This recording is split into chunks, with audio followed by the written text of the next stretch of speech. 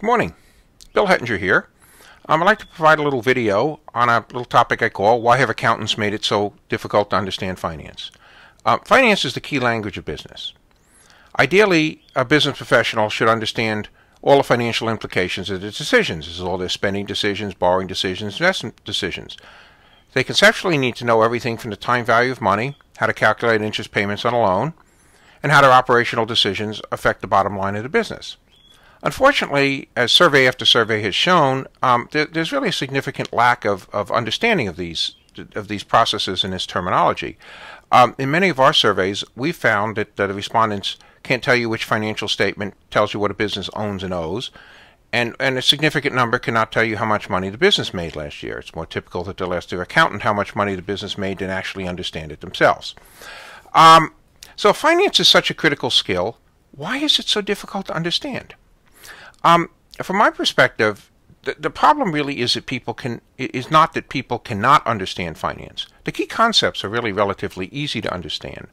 The problem is that finance is often presented in ways that make it very difficult to understand. It seems in the world of finance, there are at least two words for every event. When our accountants, authors, advisors, educators speak about finance, they tend to use the multiple terms interchangeably. They know the language.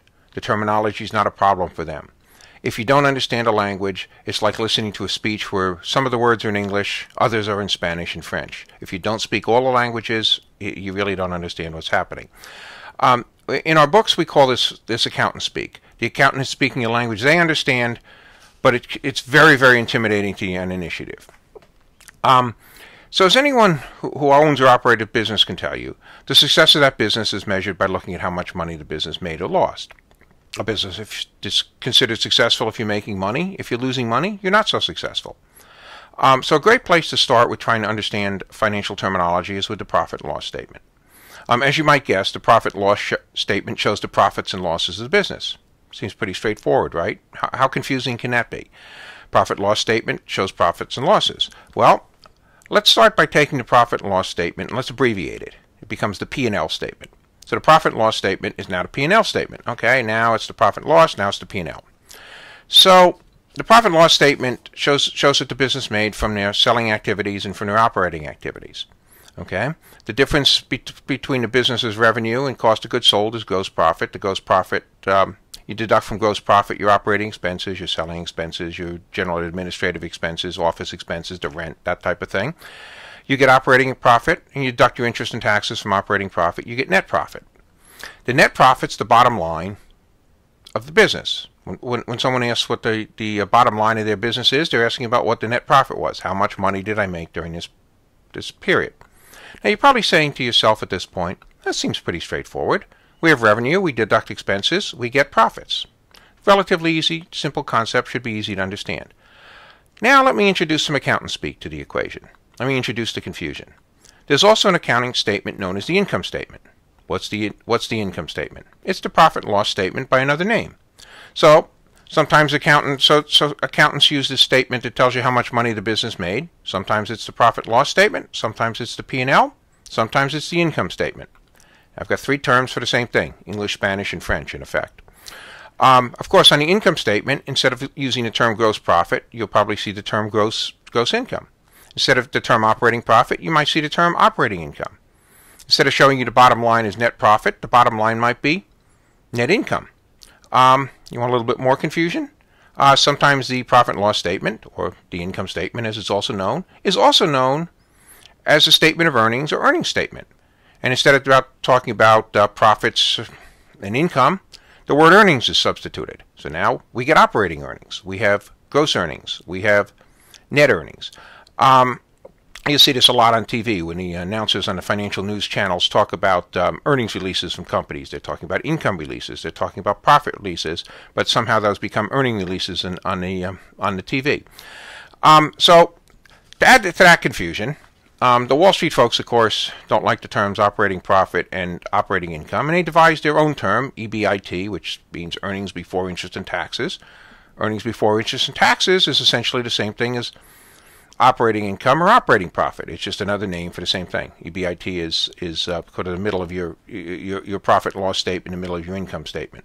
So now I've got four names for the same thing. I have operating profit, operating income, operating earnings, and EBIT. They're all the same thing. They each show you how much money the business made. So to the accountants, to the Wall Street folks, profits, earnings, income all mean the same thing. To everybody else, man, it seems like three different things.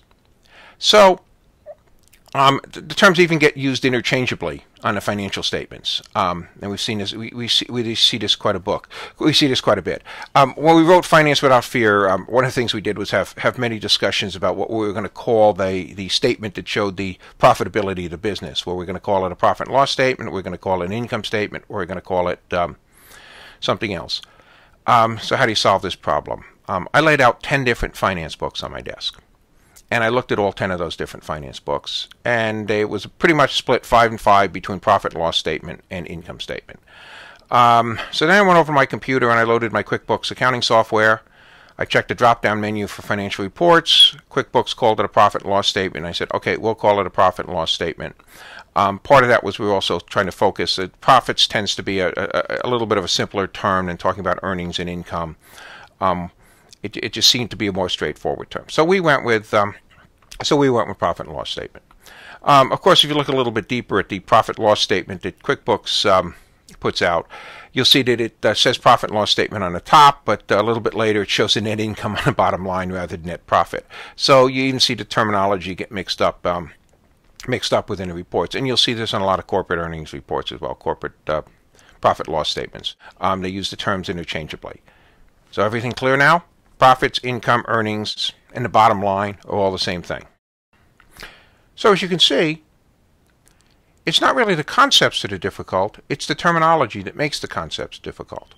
In part 2 of this video, we'll delve a little bit deeper into some of the terminology that you'll find in some of the sub-items on the profit and loss statement.